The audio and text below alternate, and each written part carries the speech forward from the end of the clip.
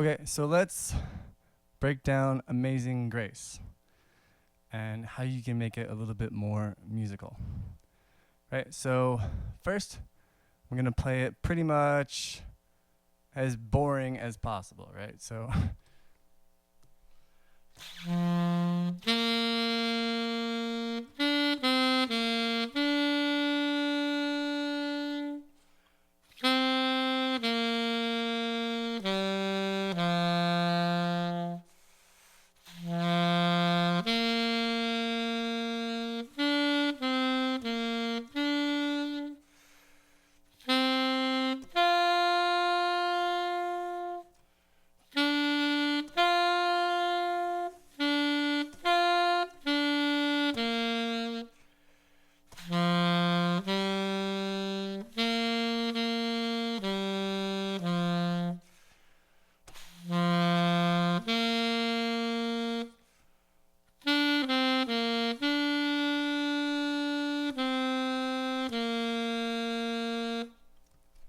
So, relatively boring, but you'll notice some things that I did right away, and I'm going to do a little more of that the second time around. So, same thing with the language, right? So, bum, bum, bum, da, da, right? So, let me accentuate that a little bit more.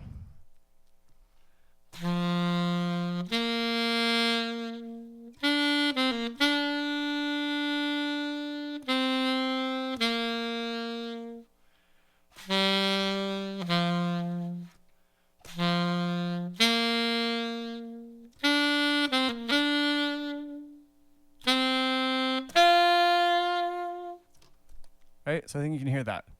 Bum, bum, bum, bum, bum, bum, bum, bum, bum, bum. I'm going to the store, buy some milk, or whatever. Right? So that's you're doing that with music. You're doing the exact same thing. You have goal notes, right? Very important. You get this down, it's gonna help everything else. Okay, so let's take it farther. Okay, so other things you can do in this is you can play with the volume and the vibrato a little bit. So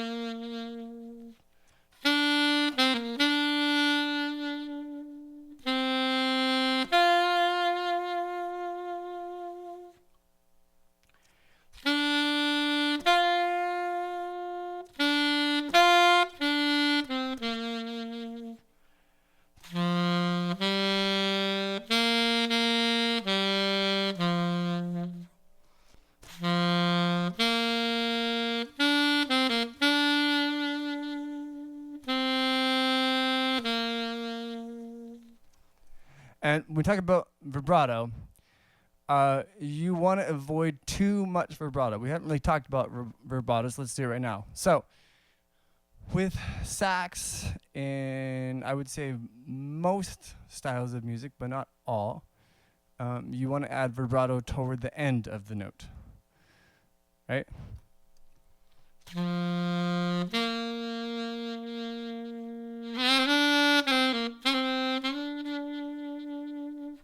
So you don't add it right away.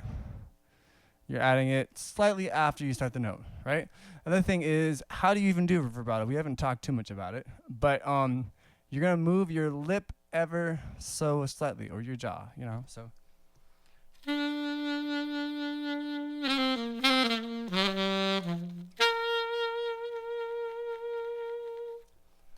Try not to do a breath vibrato. That might sound good on another instrument, maybe like trumpet, but on sax, you're gonna be better off doing a lip or jaw vibrato. So just kind of like really just very, very, very slightly moving your lip and your jaw, right?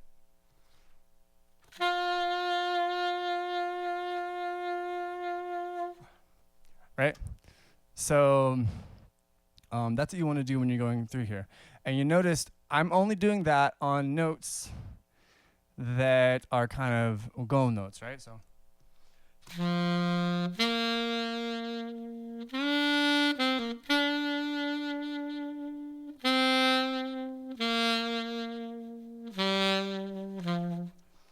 Right? So you want to do that really on only the goal notes and not the other notes. Okay, now let's take it farther. So grace notes. This is a big, big trick on saxophone. You want to be able to use those grace notes to really give the expressive feeling. So one of the great things about saxophone is that you can do that.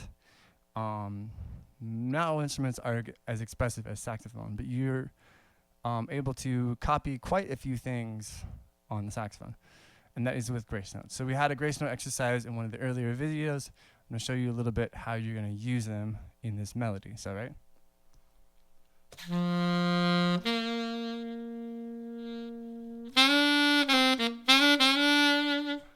So when I go to that that third, I am playing a half step below it and then going up.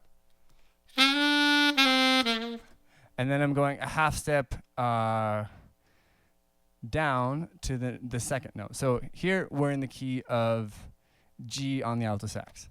So I'm going B flat to B, and then I'm going B flat to A, and then I'm going back up to that B for the next note, right? And I'm using the B flat to get there.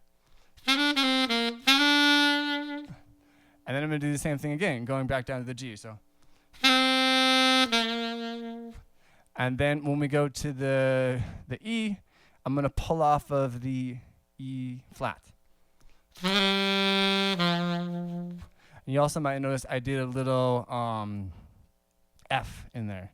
So the whole note is, so it's E flat, E, F, E. That's all of that together.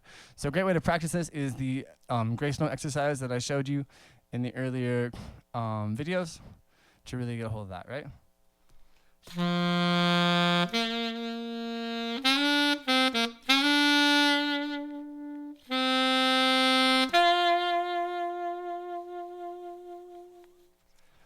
Right. So you can see I did the exact same thing. It's pretty much the same notes as before. To finish it out.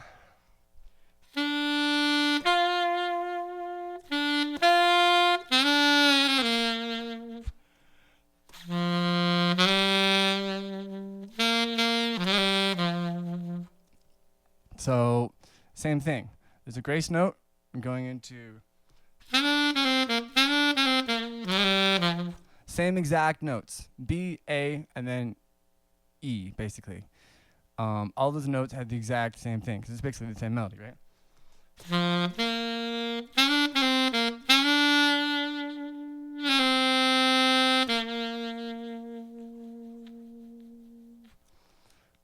Okay, so that's the biggest part of the song. Now let's add a little bit of other stuff. So, not a ton of swing in this, but there is some swing, just a little bit. Bum, bum, bum, bum, right? So people think of swing as being associated with jazz music. Not necessarily. Swing is in everything. So we really want to take a look at that. So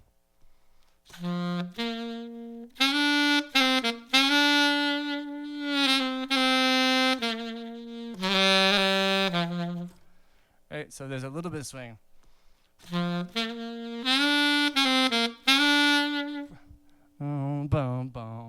Right there. You can feel the weight. It's not even. Your spectrum of swing is basically, right now we're just using a little tiny bit of your spectrum. Just a tiny bit. Right, she's just going to push that dial just a tiny little bit. Not that far. Right? Just a little bit. Okay? So we've gotten this far. Now let's see what else we can do to add a little ornamentation. Now this might be a little far, but we'll go here anyways. We'll see how this works out. So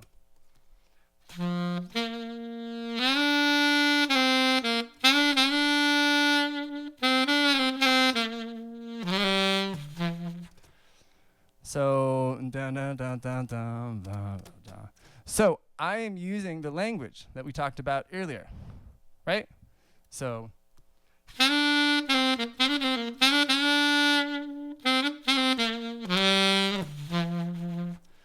to get around. So I'm just adding extra notes, right? I'm adding extra words. Think about that.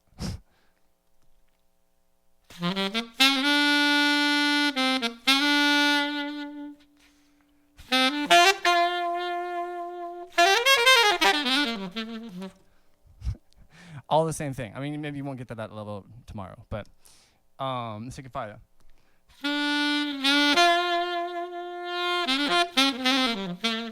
So what did I just do? That's the blues scale, ladies and gentlemen. Okay, so I'm going. So I'm going 5, 6 to 1. So forget about the key. We want to hear the interval. So you can play this. You can do this any key, right? Right, and it doesn't matter what key it is.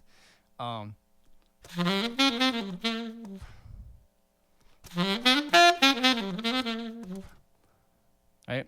So you're going 5, 6, 1.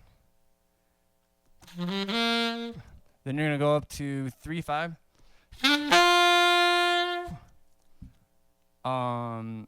Then you're gonna use that blues scale, basically, or a blues riff, which is. So I'm going minor third, root, second, root, or in this case we're in G, so it's B flat, G, A, G. And then at the end I did that same thing with that E, right? And do E flat to F.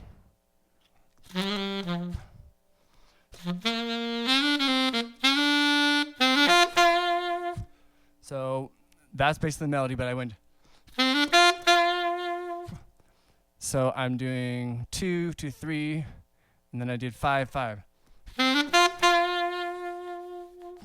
That adds a little more rhythm to it, you see? So if I just went,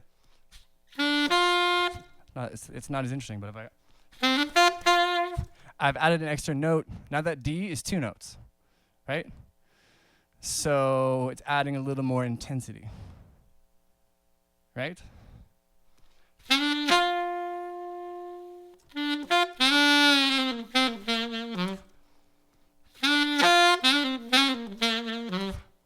So So I'm going from the major third to the minor third, going to the second to the root.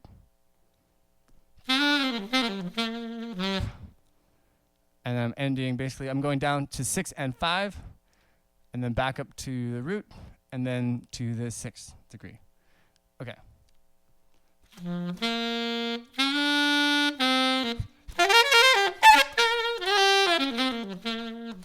Maybe you wouldn't do that. But that is just basically a continuation of the blues scale. The other part about that is the end. That is the big moment. You know how much volume there was in the end? Maybe that's a little bit over the top. Maybe you wouldn't do that all the time. But that is a lot of volume. That's your big finish, right? So volume is the other thing we really want to look at. So we talked about how you're going to accent the different parts of your conversation, of your sentence, right? But also we're talking about volume a little bit. So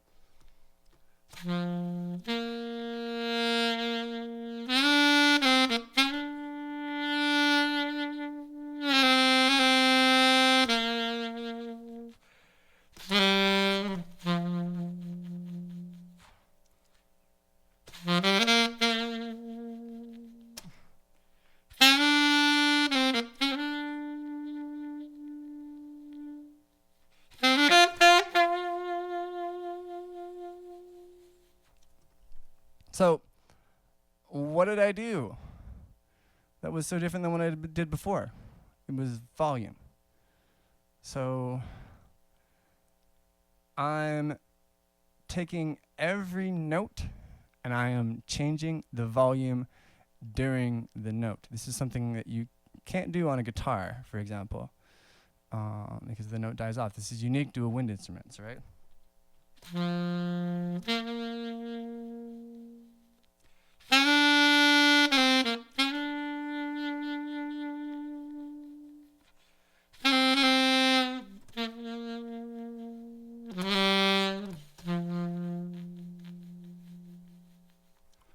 So you notice I die off the notes sometimes.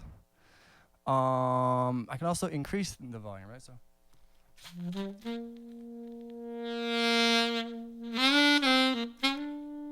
Right? So that one I kind of increase it a little bit. On this one, you might want to pull back on the volume a little bit at the end, but you're gonna use that same kind of phrasing, right? As the language, right? Let's go a little bit farther with this.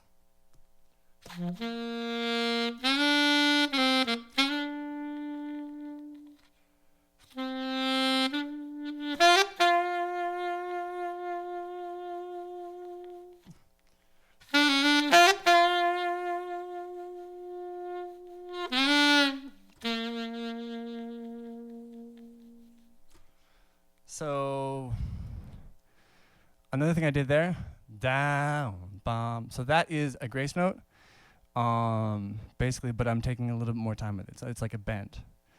A really great thing about saxophone is you can also kind of like bend the note a little bit without using your fingers. Just like basically moving your jaw slightly. I mean, be careful with that because that can lead to a bad habit, but if you do that a little bit, it can be very effective to create expression. Okay.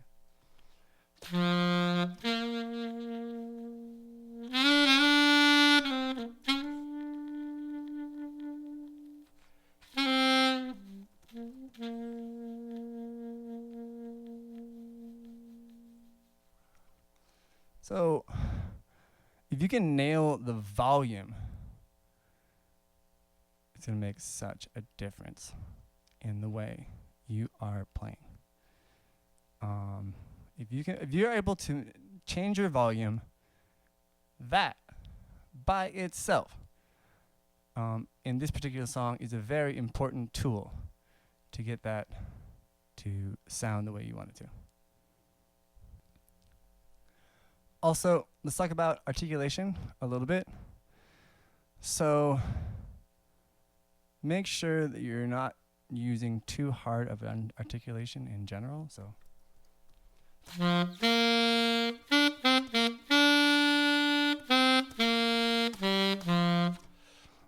that's not very expressive.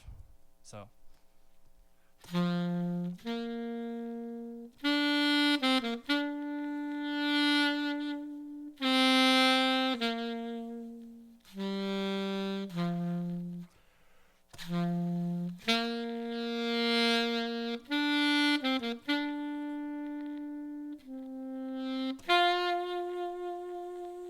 So your articulation is kind of going to go with the goal notes that you're choosing, right? You're going to articulate them a little bit harder. The other notes you're going to lay off a little bit. And on the grace notes, I'm articulating all of them, basically. But I'm doing it softly. And I'm not doing... So in this case, I'm articulating the minor third going up to the major third, and I'm articulating on the way back down, and I'm stopping the note with my tongue, right? So when you start a note, it's not going to stop until the next note starts. So, right, so that's B flat to B. I started the note on the B flat with my tongue, and but I went to the B, and then I stopped it at the end of the B with my tongue, right? So it's kind of like water coming out of the sink, right? You turn it on, turn it off, turn it on, but the water's always there. It's ready to go, right? That's what you kind of want to do. So.